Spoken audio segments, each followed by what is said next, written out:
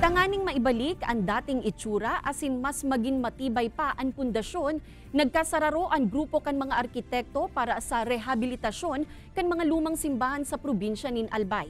Saro sa mga enot na pigtrabaho ang St. Dominic de Guzman Church sa Banwaan kan Santo Domingo na pinunan na ipatindog kan taong 1789 asin natapos kan 1832. Libre ang pigtataong serbisyo kan grupo na obhetong mapreserbar ang lumang istruktura. Labi man ang pasasalamat kan simbahan sa tabang na ini kan nasambitan ng grupo.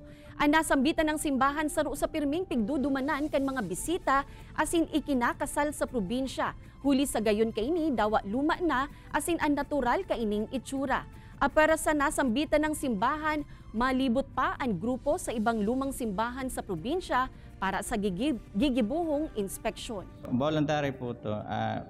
Based po dun sa napag-usapan namin ng church, sa kanila po yung materials and sa amin naman po yung yung knowledge po about dun po sa gagawin pong project.